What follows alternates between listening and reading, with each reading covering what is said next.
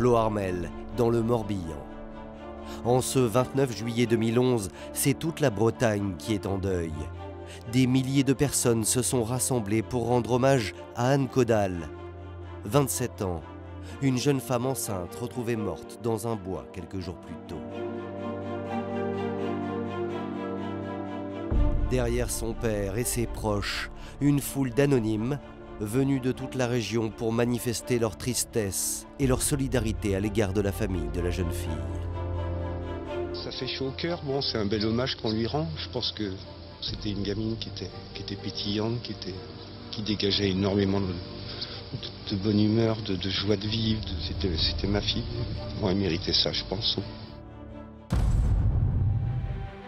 C'est le début d'un incroyable fait divers qui a choqué la France entière. L'histoire d'une jeune femme, naïve et amoureuse. Mais aussi l'histoire d'un homme qui mène une double vie. Un mari et père de famille attentionné, mais aussi un manipulateur qui multiplie les conquêtes. C'était peut-être grisant pour lui d'avoir deux femmes également. Elle lui avait fixé un ultimatum. Tu quittes ta femme et tu vis avec moi, ou bien je te quitte. Il est hallucinant, c'est un comédien d'un talent extraordinaire. Il ne faut pas se tromper de coupable. Faire ça à une gamine aussi gentille, aussi... C'est inhumain, on ne fait pas ça à une bête.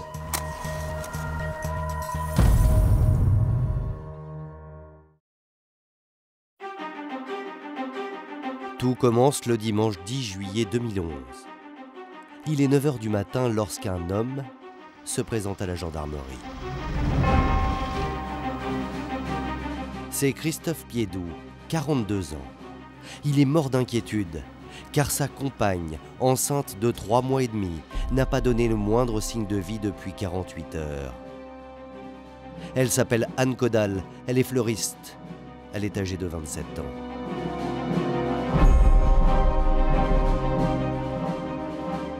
Il a appelé à plusieurs reprises sur son téléphone, en vain, puisque systématiquement il tombe sur sa boîte vocale. Christophe Piédoux explique aux gendarmes qu'il s'est absenté quelques jours et qu'à son retour, Anne n'était plus là. Immédiatement, les gendarmes de Bru prennent très au sérieux cette disparition. Accompagnés de Christophe, ils décident d'aller jeter un coup d'œil dans l'appartement du couple. Qui sait, ils trouveront peut-être un indice susceptible de les conduire jusqu'à la jeune femme.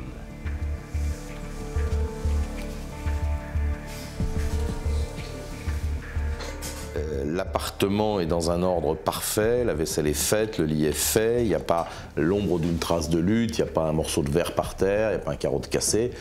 Tout est parfaitement nickel. Rien ne manque. Les gendarmes ne trouvent pas le moindre élément permettant d'expliquer la disparition d'Anne. Ils vont alors se renseigner auprès des voisins. Les gendarmes vont faire du porte-à-porte, mais on est en plein été, la moitié des habitants de l'immeuble sont partis en vacances. Du coup, les gendarmes vont laisser une sorte d'appel à témoins pour que, à leur retour de vacances, les habitants se présentent à la gendarmerie s'ils ont quelque chose à dire à ce sujet. Toujours à la recherche d'indices, les gendarmes ne vont pas s'arrêter là. Ils diffusent un avis de recherche à tous les commerçants. Ils vont montrer la photographie d'Anne, poser des questions, mettre des photos, des affichettes, prendre des renseignements. Ils interrogent aussi les sociétés de transport, SNCF, bus, taxi, l'idée étant de voir si elle a pu partir par un moyen de locomotion autre que son véhicule qui restait sur place devant son logement. Malgré tous les efforts des gendarmes, cela ne donne rien. Anne Caudal s'est comme volatilisée. Pour ses proches, c'est l'incompréhension. Son père, Gilles Caudal, est sous le choc. C'est un coup de massue, puis sur le coup, on n'y croit pas. Ce sont des choses qui ne peuvent pas vous arriver. Ça arrive aux autres, mais bon, ça ne peut pas vous arriver. Alors, pour comprendre ce qui a pu arriver, les gendarmes vont s'intéresser d'un peu plus près au profil d'Anne Caudal. Tous les proches d'Anne Caudal, sans aucune exception, décrivent une fille de 28 ans, heureuse de vivre, épanouie, pétillante, souriante, pleine de bonne humeur. La jeune femme est fleuriste dans cette jardinerie de Plohermel dans le département du Morbihan. C'est ici qu'elle va rencontrer Christophe Piédoux, il y a 2 ans. Il est chauffeur-livreur. Et entre les deux, c'est le coup de foudre. Elle est complètement sous le charme de Christophe. Ça me paraît une relation merveilleuse. Elle est super contente. Comble du bonheur, le couple attend un heureux événement. Anne va choisir une date symbolique pour annoncer la bonne nouvelle à sa famille. La fête des pères. Gilles Caudal n'oubliera jamais ce jour où il a ouvert cette petite boîte. Elle m'avait donné cette boîte, et à l'intérieur de cette boîte, bon, il y avait ça. Et puis, bon, avec ce petit mot là, papa, dans ta vie, pour le moment, on t'a appelé Gilles, Gilou, mon fils, mon frère, chéri, papa, tonton. Et bientôt, tu seras appelé papy. Je t'aime. C'était sa façon à elle de dire les choses, et puis...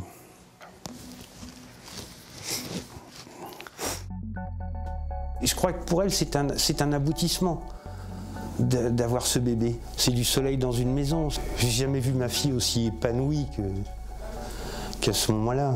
C'est vrai que le jour où elle m'a annoncé qu'elle était enceinte, elle rayonnait. Le matin, elle a fait le test, l'après-midi, j'étais au courant.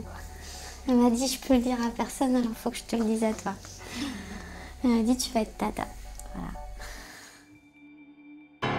Pour tout le monde, la disparition d'Anne Caudal est non seulement inquiétante, mais aussi inexplicable. Elle n'a aucune raison de disparaître, c'est très certainement pas un suicide, c'est très certainement pas une fugue. Il lui est forcément arrivé quelque chose. Mardi 12 juillet, cela fait 5 jours qu'Anne Caudal a disparu. L'enquête est confiée à la section de recherche de la gendarmerie de Rennes. Dès lors, un impressionnant dispositif de recherche est mis en place. Les environs de Bru sont passés au crible. Ils vont mettre les gros moyens. 70 hommes sur le terrain, un hélicoptère, des chiens. Ils vont aussi mener des recherches subaquatiques dans les plans d'eau et les rivières de la région. Et l'ensemble de ces investigations ne donnera rien.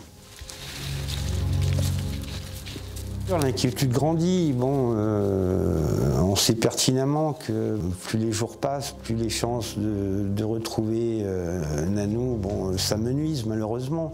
Je veux retrouver ma fille, je veux retrouver mon bébé. La famille d'Anne Caudal, ses amis et ses collègues de travail vont eux aussi se lancer dans les recherches. À la tête des opérations, Gilles, le père. Et surtout Christophe, le compagnon qui remue ciel et terre. Il ne supporte pas qu'on soit inactif, qu'on reste là à attendre. Il va toujours de l'avant en disant oui, on est allé voir là, mais bon, il faudrait peut-être aller voir là et là et là, et ça tous les jours, tous les jours, tous les jours. Les 2 hommes se sont rapprochés à l'occasion de cette disparition. Ils travaillent main dans la main. Ils font un travail presque quasi militaire. Comme j'ai des moments d'abattement, c'est lui qui me remonte le moral. Pour ne rien laisser au hasard, le père de la jeune femme sollicite aussi les médias. L'inquiétude en Bretagne, une jeune femme enceinte de 4 mois qui venait d'emménager près de Rennes a disparu depuis une semaine. Une information judiciaire a été ouverte pour enlèvement et séquestration. Les recherches n'ont jusqu'à présent rien donné. Les proches ne croient ni à une fugue ni à un suicide. Anne Caudal aura 28 ans demain. L'affaire fait la une des journaux télévisés et de la presse quotidienne. Mais étrangement, à ce moment-là, Christophe Piédoux, le compagnon d'Anne Caudal, se fait discret. Il va falloir que son beau-père lui mette la pression pour qu'il s'exprime, lui aussi, dans les médias. Gilles va le pousser dans ses retranchements en disant écoute, fais-le pour Anne, c'est important, ça peut permettre de la retrouver. Et bon, à force de le presser, bon, il a commencé à accepter de communiquer un petit peu avec la presse. Christophe Piédoux accepte de confier son angoisse au journaliste à une seule condition, que son nom et son image n'apparaissent pas. Écoutez ce qu'il déclare au micro de France Bleu Armorique. Malgré tous les témoignages, personne ne l'a vu. On va continuer à chercher, quoi. Chercher, ça permet au moins de s'occuper un peu l'esprit. Il faut essayer d'y croire pour pas s'écrouler, quoi. Tant qu'il y a encore une once d'espoir, il faut tenir le coup. Elle est sûrement plus malheureuse que nous, donc c'est pas à nous d'abandonner. Sylvain Auffray, journaliste spécialisé dans le fait divers, recueille lui aussi les confidences de Christophe Piédoux. Et tout de suite, il va remarquer que son témoignage sonne faux. Il parle ou quand il répond à mes questions, il me regarde toujours bien fixement dans les yeux. Comme si en fait il voulait me convaincre de ce qu'il dit, comme ce qu'il disait était profond, était vrai. Mais comme c'était peut-être un peu appuyé, je l'ai noté, quoi. Le journaliste n'est pas le seul à être intrigué par le comportement du compagnon d'Anne Caudal. Les gendarmes aussi. Ils ont des doutes sur la sincérité de Christophe Piédoux. L'homme est donc placé sous surveillance. Une semaine après le signalement de la disparition d'Anne Caudal, les enquêteurs planquent devant l'appartement de Christophe Piédoux, qu'il occupe depuis 2 mois avec la jeune femme. Et dans la soirée, ils vont assister à une scène étonnante. Ils vont voir Christophe Piédoux sortir de la résidence, rejoindre une voiture dans laquelle se trouve une jeune femme. Ils s'échangent un baiser. Surprise des gendarmes. Alors même que sa compagne a disparu depuis 8 jours, Christophe Piédoux retrouve une autre femme. Et ce n'est pas tout. Christophe Piédoux va sortir de ce véhicule, va regagner l'appartement d'Anne Caudal. Et 1 heure plus tard, les enquêteurs constatent que la femme, à son tour, sort du véhicule et rentre également dans la résidence. Elle ne va quitter le domicile que le lendemain matin, vers 8h, 8h15 du matin. Elle a donc passé la nuit dans l'appartement avec Christophe Piédoux et les gendarmes n'ont aucune idée de l'identité de cette femme. Les enquêteurs relèvent la plaque d'immatriculation de sa voiture. Et c'est ainsi qu'ils découvrent l'identité de cette femme. Elle est âgée de 40 ans et elle aussi est fleuriste. 3 jours plus tard, cette femme est donc convoquée à la gendarmerie. Sous la pression des enquêteurs, elle va faire des révélations fracassantes. Elle va rapidement leur dire les choses, à savoir qu'elle a une relation amoureuse avec Christophe Piédoux.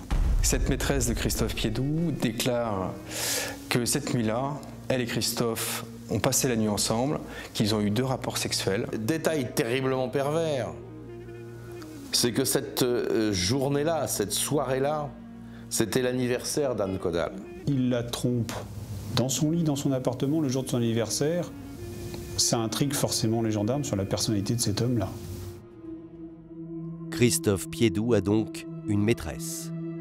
Et ce n'est pas le seul enseignement que les gendarmes vont tirer de cette audition. Si Christophe Piédoux fait venir ses maîtresses dans l'appartement d'Anne Caudal, c'est qu'il ne craint pas que cette dernière rentre inopinément et le surprenne au lit avec une autre femme. Et s'il n'a pas cette crainte, c'est qu'il sait où elle se trouve. Les enquêteurs décident alors de maintenir la pression sur Christophe Piédoux. Et ils ne vont pas tarder à faire une autre découverte. En fouillant dans son passé, les gendarmes vont découvrir que Christophe Piédoux est un homme qui cache de lourds secrets. Les gendarmes vont s'apercevoir que Christophe Piédoux est par ailleurs marié. Christophe Piédoux est un homme marié, en effet, depuis 10 ans. Son épouse s'appelle Sophie, elle est âgée de 41 ans.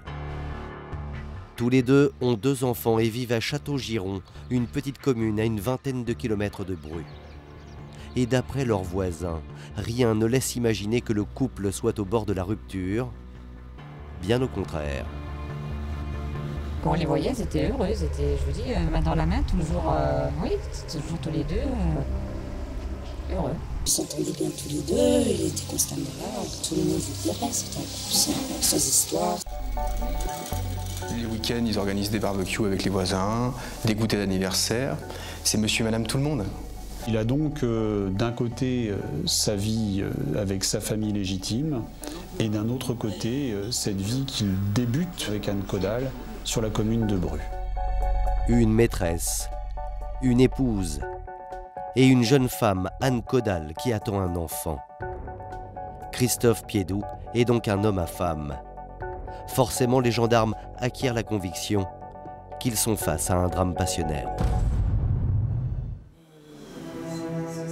Les enquêteurs décident alors d'entendre Sophie, l'épouse, car elle pourrait bien avoir des raisons d'en vouloir à la jeune fleuriste disparue il y a maintenant 2 semaines. Ça peut laisser apparaître un mobile, cette histoire, c'est la jalousie.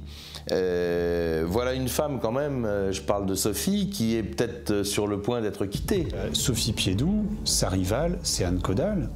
Elle aurait grand intérêt à ce que celle-ci disparaisse de sa vie pour préserver sa famille, conserver son mari auprès d'elle. Pour l'instant, il s'agit d'une banale audition. Les gendarmes questionnent Sophie sur sa vie de couple. Ils vont interroger Sophie Piédoux notamment sur l'existence de la relation de son mari avec Anne Caudal, si elle était au courant et comment elle pouvait vivre les choses. Elle explique qu'elle a appris l'été dernier la relation que Christophe entretenait avec Anne, qu'elle en souffre énormément. Qu'elle la supporte, qu'elle la subit, mais qu'elle a encore l'espoir de pouvoir regagner l'amour de son mari.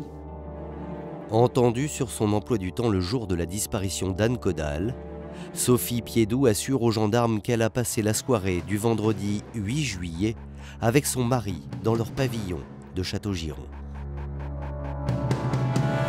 Le lendemain, le couple aurait passé toute la journée ensemble dans le centre-ville de Rennes pour parler de leur avenir. Interrogé à son tour, Christophe Piédoux confirme cet emploi du temps. Mais les gendarmes ne vont pas tarder à découvrir que le couple a menti. Christophe Piédoux déclare que lorsqu'ils sont allés dans le centre-ville de Rennes, ils sont passés par la place Hoche. Or, les investigations révèlent que ce jour-là, place Hoche, se tenait une immense manifestation. En effet, une célèbre marque de boissons fêtait son 125e anniversaire à cet endroit, provoquant de nombreux embouteillages. Quiconque serait passé à Rennes ce jour-là, forcément, aurait dit bah oui, c'était la cohue, on n'a pas pu passer parce qu'il y avait des voitures partout, etc. Tout était bloqué. Or, ni l'un ni l'autre ne signale cet incident. Par ailleurs, le couple n'apparaît pas sur les vidéos des 7 caméras de surveillance qui jalonnent le trajet. Pour les enquêteurs, Christophe et Sophie Piédoux ne sont donc jamais allés à Rennes ce jour-là. Alors où étaient-ils? Que cache ce couple? Les enquêteurs ne vont pas tarder à le découvrir. Car l'enquête de voisinage effectuée par les gendarmes dans l'immeuble de Bru, là où habitent Anne Caudal et Christophe Piédoux, va porter ses fruits. Au retour de leurs vacances, 2 habitants de la résidence trouvent dans leur boîte aux lettres l'avis de recherche laissé par les gendarmes. Leur témoignage va permettre à l'enquête de faire un bond en avant considérable. 2 voisins vont se manifester auprès des enquêteurs pour leur dire que dans la nuit du jeudi 7 au vendredi 8 juillet, ils ont entendu aux alentours de 2 h du matin une dispute. Voici ce que le premier témoin rapporte aux gendarmes. J'ai entendu des cris de femmes et des bruits sourds. Ça pourrait selon moi correspondre à une engueulade ou une bagarre. Quant au deuxième témoin, il relate sensiblement la même chose. J'ai d'abord entendu un cri, puis j'ai entendu une chute, un bruit lourd. Ces 2 témoignages indiquent que un soir, juste avant la disparition d'Anne Caudal, il y a eu une très violente dispute avec des cris, et puis qu'il y a eu probablement une bagarre avec un corps qui tombe par terre. Désormais, les gendarmes privilégient la piste criminelle. Pour eux, Anne Caudal pourrait avoir trouvé la mort dans la nuit du jeudi 7 au vendredi 8 juillet à la suite d'une dispute. Et 2 autres témoins vont venir conforter l'hypothèse des gendarmes.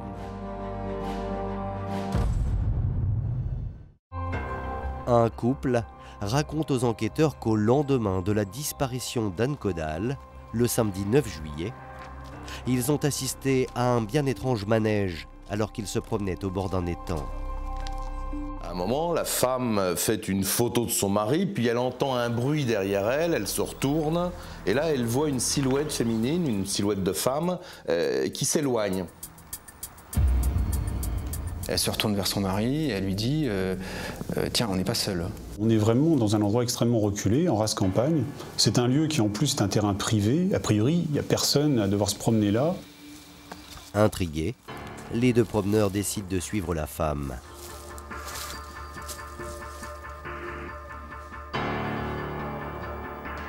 Ils vont s'apercevoir qu'elle n'est pas seule, que quelqu'un d'autre est avec elle, un homme. La femme monte dans une voiture rouge, quant à l'homme, il continue à pied tout seul. Le moins que l'on puisse dire, c'est que l'attitude du couple est suspecte.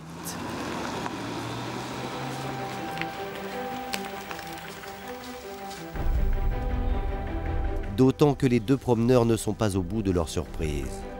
Ils font une étrange découverte, puisqu'ils aperçoivent en contrebas dans un trou un colis. Une espèce de masse cylindrique qui fait environ 1,70 m de long, 40-50 cm de diamètre, le tout enroulé dans une sorte de toile de tente. Donc avec le bout de son parapluie, il essaye de voir ce que c'est. Il touche le colis et il constate que le colis est dur. Il a un peu la trouille, il n'est pas très à l'aise. Sa femme va lui poser une question sous le ton de la boutade. Est-ce que ce serait pas un corps? Il dit bah si, je crois bien, mais je sais pas, je pense qu'il faudrait quand même qu'on voit le propriétaire des lieux, ou peut-être même qu'on aille voir les gendarmes. Les 2 promeneurs décident d'aller chercher de l'aide. Seulement à leur retour... À leur grande surprise, le colis n'est plus là. Il n'y a plus rien, le paquet a disparu, s'est envolé.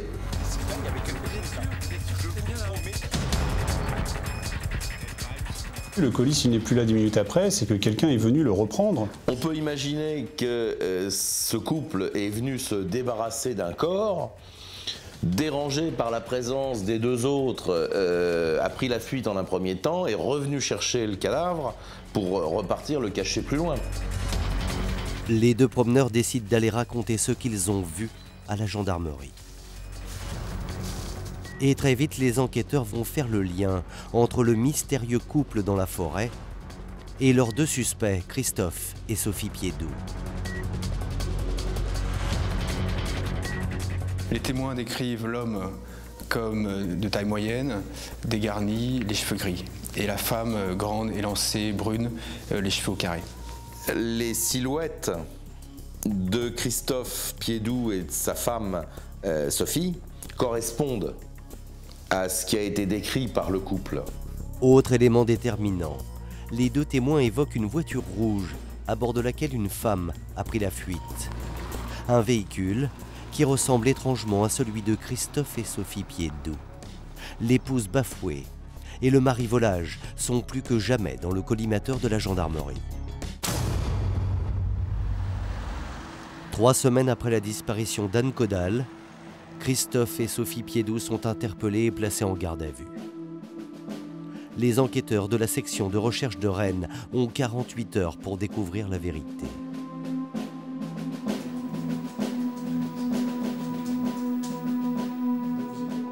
Les auditions se déroulent dans des pièces situées sous les combles où il fait chaud. On a affiché sur le mur en face la photo d'Anne Caudal qu'on a en permanence tout au long de la garde à vue.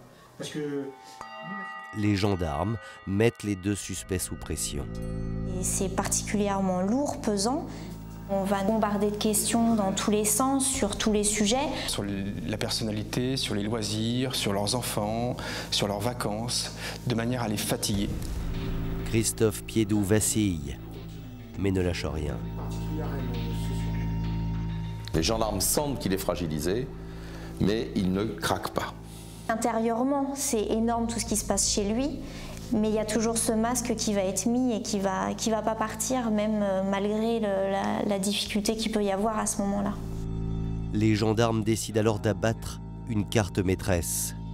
Ils interrogent les deux suspects sur l'étang de Saulnières, où un couple les aurait surpris en train de se débarrasser d'un mystérieux colis. Ils savent qu'en abattant cette carte-là, ils vont provoquer un stress considérable sur le gardé à vue.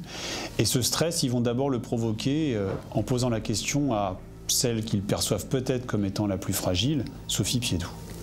Sophie Piédoux observe un silence assourdissant. Ses mains tremblent et elles fond en larmes. Sophie Piédoux craque et va faire des révélations aux enquêteurs. Je ne sais pas si c'était à Saulnières, mais on était par là, oui. C'est Christophe. Il m'a dit qu'il s'était engueulé avec Anne à l'appartement et qu'il l'avait étranglée. Sophie est complètement paumée. Elle pense à ses enfants, elle pense à sa vie, elle pense à tout son univers qui s'écroule, qui s'effondre. Donc c'est une femme totalement hagarde qui va mesurer à quel point tout ça est abominable. Les gendarmes demandent alors à Sophie Piédoux si elle peut les conduire à l'endroit où ils ont déposé le corps d'Anne Caudal. Et voici ce qu'elle répond. Oui, il faut que sa famille sache ce qu'elle est devenue, qu'il retrouve son corps. C'est sûr que moi, je lui en voulais, mais je ne voulais pas que ça finisse comme ça. Coup de tonnerre dans les bureaux de la section de recherche. Les auditions sont suspendues. Et en plein milieu de la nuit, Sophie Piédoux guide les gendarmes jusqu'à la commune de Nouvoitou, à une vingtaine de kilomètres de Rennes. C'est là qu'avec son mari, ils ont abandonné le cadavre d'Anne Caudal. Une fois arrivée sur place, Sophie désigne un chemin qui part de la route départementale. Et au bout de 50 mètres, elle leur dit c'est ici. Là, les gendarmes vont trouver 2 troncs d'arbres, des branchages et les traces d'incendie, enfin de carbonisation. Il y a les restes d'un corps en très mauvais état, carbonisé, très abîmé par le feu. Il n'en reste pratiquement que des ossements. En pleine nuit, impossible pour les gendarmes de faire la moindre constatation. Ils décident donc de mettre en place un périmètre de sécurité. Au petit matin, les techniciens en investigation criminelle arrivent sur place et font les prélèvements nécessaires à l'enquête. Ils vont surtout rechercher des éléments qui pourraient permettre de s'assurer qu'il s'agit bien d'elle. Elle est habillée d'un jean, il y a les chaussures qui sont à côté, un pullover. En retournant le cadavre, il découvre quelques bijoux qui lui appartenaient. Et enfin, ils vont trouver un élément qui ne laissera plus la place au doute, un carnet de chèques qui est très abîmé par le feu, mais sur lequel il était encore possible de lire qu'il appartenait bien à Anne Caudal. Les restes du corps d'Anne Caudal sont amenés à l'Institut médico-légal pour une autopsie. Le lendemain matin, l'affaire fait la une des journaux et c'est toute la Bretagne qui se réveille sous le choc. Un corps en partie carbonisé a été découvert la nuit dernière sur la commune de Nouvoitou en Ille-et-Vilaine. Il pourrait s'agir du cadavre d'Anne Caudal, cette jeune femme disparue depuis le 8 juillet dernier à Bruz, à une vingtaine de kilomètres de là. Et c'est par l'intermédiaire des médias que Gilles Caudal va apprendre la mort de sa fille.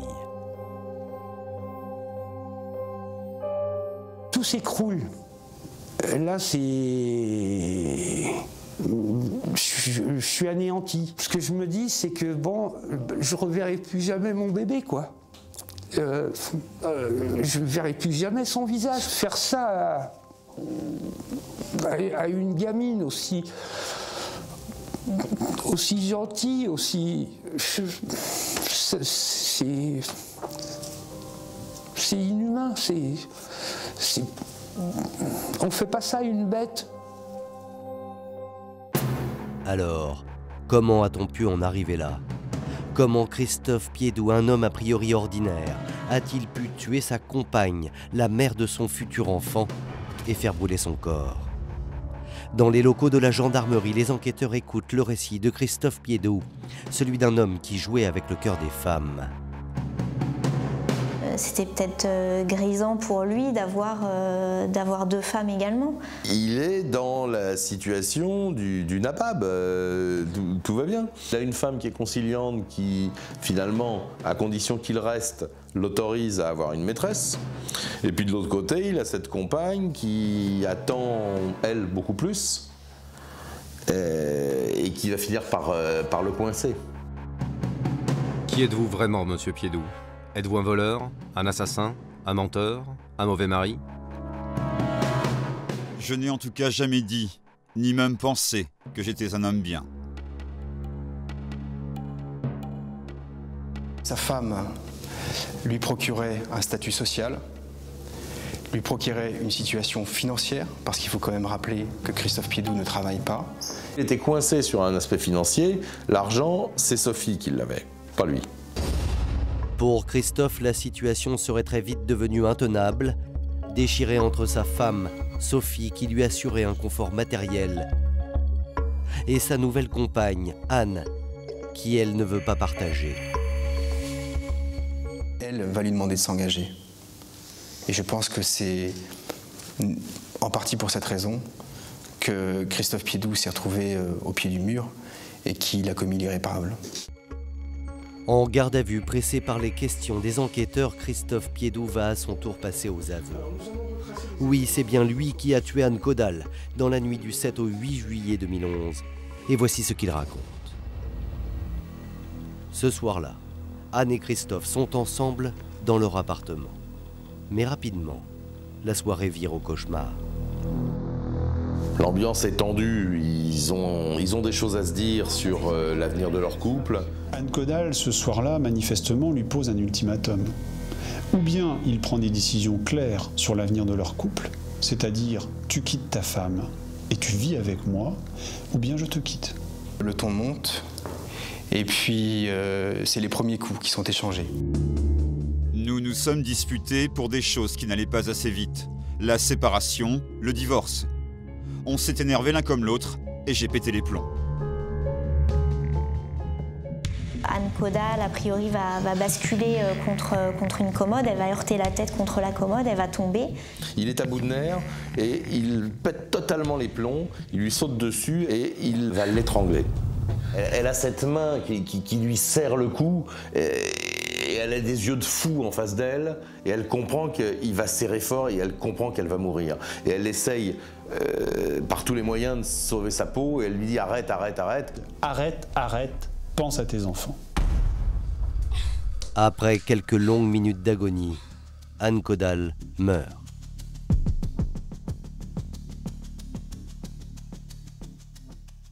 Christophe Piédoux raconte ensuite aux gendarmes qu'il est resté prostré sur le lit, le temps de réaliser ce qu'il venait de faire. Christophe doit maintenant se débarrasser du corps. Et là, il a un problème. En effet, il y a quelques jours, il a eu un accident de voiture. Il s'est blessé le bras. Impossible pour lui de porter seul le corps de sa compagne. Alors, Christophe a une idée diabolique. Il explique qu'il va demander de l'aide à sa propre femme. De retour chez lui, alors que les deux enfants sont devant la télévision, Christophe va entraîner sa femme dans le cellier.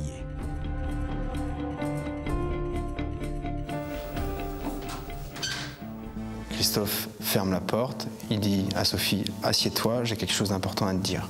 À l'abri des oreilles des enfants, il va lui dire « Anne est morte ». On s'est pris la tête, j'ai serré. Il y a quelque chose de totalement irréel qui l'a fait basculer dans un autre univers. Sophie Piédoux, c'est un 30 tonnes qui lui arrive en pleine face. Tout allait bien jusqu'à il y a 30 secondes, et d'un seul coup, elle apprend que son mari est un meurtrier et qu'il y a un peu plus loin dans un appartement le cadavre d'une femme. J'ai eu les jambes coupées. Je lui ai demandé pourquoi il avait fait ça. Il n'a pas su me dire. Et là, Sophie Piédoux est abasourdie, elle est sous le choc. Elle dit « c'est pas possible. Tu peux pas me demander de faire ça. Qu'est-ce que t'as fait? C'est abominable. » Et Christophe insiste, il dit « Il faut que tu penses aux enfants. Si tu m'aides pas, je vais aller en prison et ils n'auront plus leur père. » Et là, Sophie se retrouve face à un dilemme.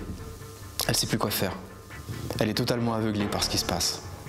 Par ses sentiments, par cette situation, par ce chantage. Parce que Christophe lui dit « Si jamais tu ne m'aides pas, tu vas être la première suspectée. » Au pied du mur, Sophie Piédoux aurait abdiqué.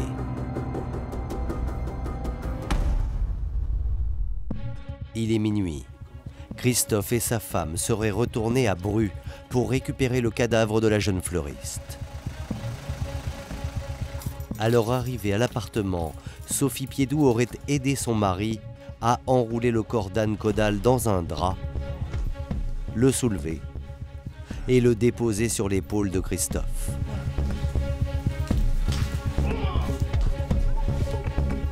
Ils vont redescendre et arriver au bas de l'immeuble, près de la voiture.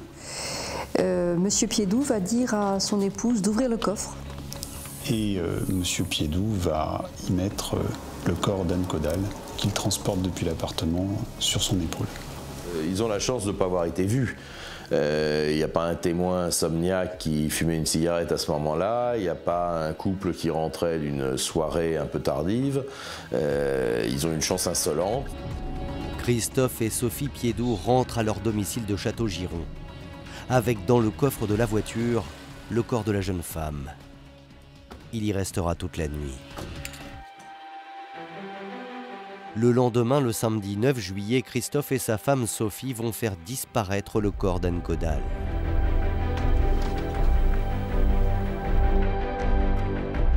C'est moi qui eus l'idée de brûler le corps pour enlever mes traces et celles de Sophie, qui n'avaient rien à voir dans l'affaire. Seulement les choses ne vont absolument pas se passer comme prévu. Ils vont battre la campagne avec la voiture, avec le cadavre dans le coffre, pour essayer de trouver un endroit qui pourrait coller pour se débarrasser du corps. Ils essaient de trouver un endroit qui est à peu près calme, où il n'y aura pas de difficultés particulières, mais rien n'est programmé. Enfin, ils n'ont pas du tout pensé avant ou à l'endroit où ils vont aller exactement. Christophe et Sophie Piédoux décident de s'arrêter à l'étang de Saulnières. Seulement, ils n'avaient pas imaginé qu'en cet après-midi ensoleillé, des promeneurs allaient remarquer leur présence. Madame Piédoux va entendre du bruit et voir un peu plus loin un couple qui est là, et elle va alerter son mari complètement paniqué. Christophe dit à sa femme « Prends la voiture, dépêche-toi, file ». Quant à lui, il s'enfuit à pied à travers les bosquets. Quelques minutes plus tard, après avoir vu le couple de promeneurs repartir, Christophe et Sophie reviennent sur les lieux. Prudents, ils préfèrent renoncer. Ils auraient récupéré le corps et seraient rentrés chez eux. Là, ils vont passer une soirée des plus naturelles, des plus normales avec les enfants. Ils leur font à dîner, ils discutent, le cadavre est toujours dans le coffre de la voiture. Puis, en plein milieu de la nuit, après avoir couché leurs 2 enfants, ils auraient repris la route en direction du village de Nouvoitou. C'est ici, dans cet endroit isolé, à l'abri des regards, qu'ils auraient procédé à la crémation du corps. C'est Christophe Piédoux qui prend en main les opérations.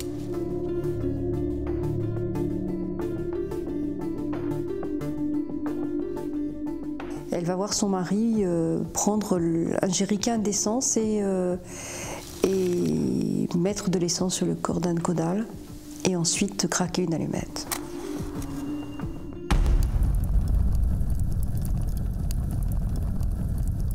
Et il quitte les lieux sans un regard pour Anne Caudal. La suite, les gendarmes la connaissent.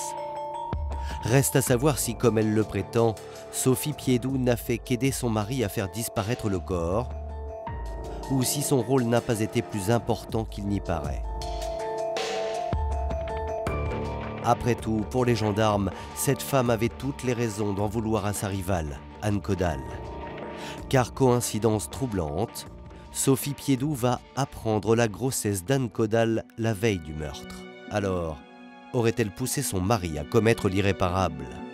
On peut imaginer que cette nouvelle-là a frappé comme un coup de tonnerre et pouvait constituer une raison suffisante de vouloir se débarrasser de sa rivale. Est-ce qu'elle n'avait pas intérêt à ce que ça se passe comme ça aussi, hein? Enfin, c'est pas à moi d'en juger, mais bon, ça reste mon sentiment personnel, hein. Au final, les enquêteurs ne vont pas retenir l'hypothèse de la vengeance de l'épouse bafouée. La justice a toujours été très claire sur le fait qu'à aucun moment Madame Piédoux n'a été soupçonnée, sous quelque forme que ce soit, d'avoir participé à l'assassinat. Toute la responsabilité du crime repose donc sur les épaules de Christophe Piédoux, le mari, qui dit avoir agi dans un accès de colère. D'ailleurs, comme son comportement le montre, l'homme est un personnage plus complexe qu'il n'y paraît, méthodique et calculateur. Il a vraiment manipulé tout le monde. Et je pense qu'il n'était pas loin de réussir en plus dans sa manipulation. Il avait vraiment tout fait pour s'en sortir. Je pense que tout était bien, tout était calculé. Preuve en est ce que Christophe Piédoux a fait quelques minutes seulement après le meurtre. Il va ramasser le sac à main, le téléphone portable également d'Anne. Il va fermer son appartement à clé. Chose incroyable, pour faire croire aux gendarmes qu'Anne Caudal a disparu et qu'elle est toujours en vie. Voici ce que Christophe Piédoux va faire. Il va notamment pas hésiter à, alors qu'il sait très bien qu'Anne Caudal n'est plus, lui téléphoner dans un premier temps, le samedi 9 juillet, lui envoyer des SMS laissant penser qu'il est inquiet de ne pas avoir de nouvelles d'elle. Pire, Christophe fait croire que sa compagne utilise encore son téléphone alors qu'elle est morte. Il va même utiliser le téléphone portable d'Anne Caudal pour s'envoyer à lui-même, parce qu'évidemment c'est lui qui est détenteur de ce téléphone et qui l'utilise, des messages laissant penser qu'elle est encore vivante le jour du 9 juillet.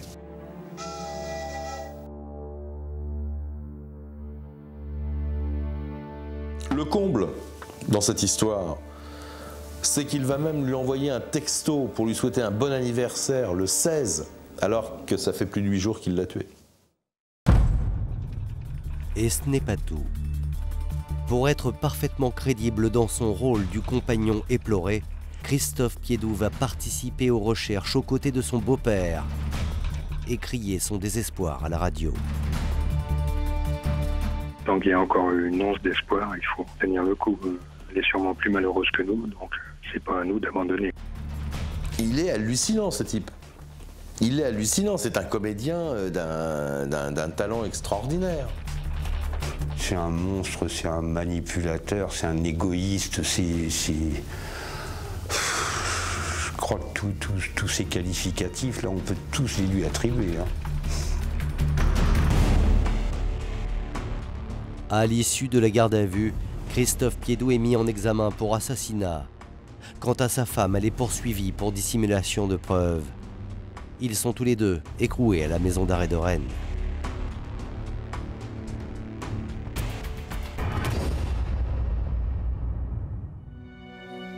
Une semaine après la découverte du corps d'Anne Caudal, les obsèques de la jeune femme enceinte sont célébrées en l'église de Musillac, une petite commune du Morbihan qu'il a vu grandir. La foule est venue nombreuse. Des centaines de personnes sont obligées de rester sur le parvis pour suivre la cérémonie. Cette messe d'enterrement a été un moment très douloureux. C'est une fois de plus, le fait de se dire, c'est fini, tu la verras plus jamais, tu verras plus jamais son sourire. C'est ça qui repasse en boucle. Anéanti par le chagrin, Gilles Caudal aura à peine le temps de se recueillir sur la tombe de sa fille qu'un nouvel événement inattendu va se produire.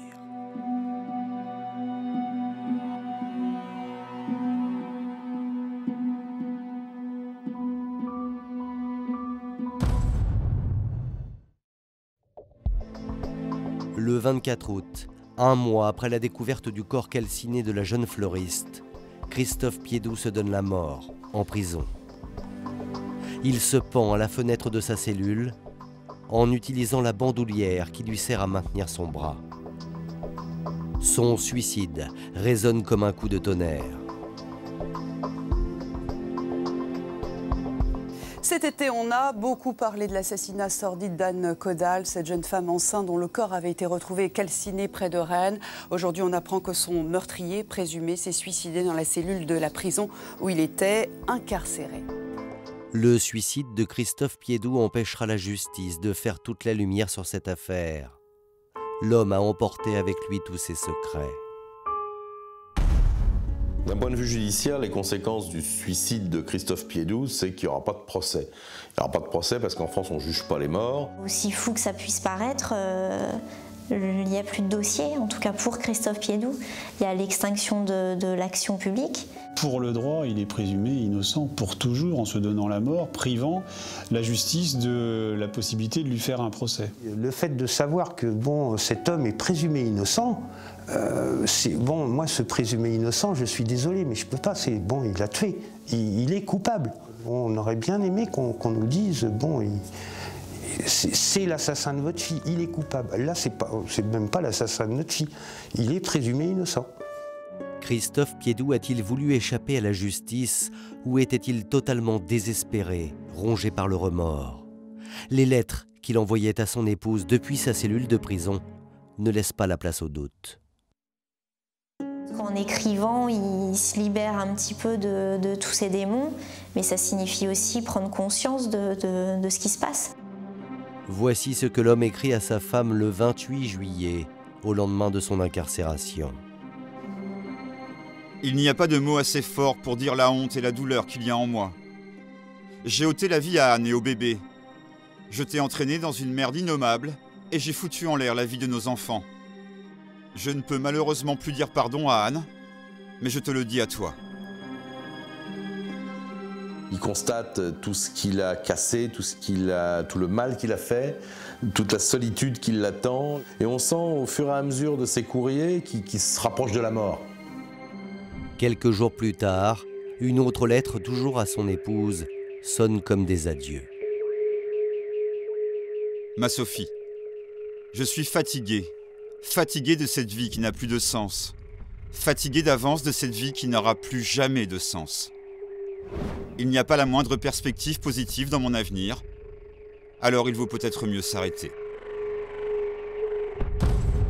Au lendemain du suicide de son mari, Sophie Piédoux a été remise en liberté. Elle sera jugée dans quelques semaines par le tribunal correctionnel de Rennes. Elle est poursuivie pour modification de l'état des lieux d'un crime. Elle encourt 3 ans de prison. Quant à Gilles Caudal, il n'a toujours pas fait le deuil de sa fille et se souviendra à jamais de ce jour de juin 2011, le plus beau jour de sa vie, où Anne lui avait annoncé qu'il allait être grand-père dans quelques mois. On ne peut pas aller bien après des événements pareils. On pense que le temps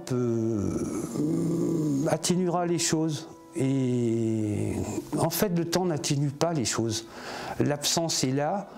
Bon, les fêtes de Noël, ça a été dramatique. Bon, on aurait dû fêter les 2 ans du bébé de Nanou. Bon, je devrais être grand-père depuis 2 ans. Bon, je suis pas grand-père et je serai peut-être jamais à cause de cet homme.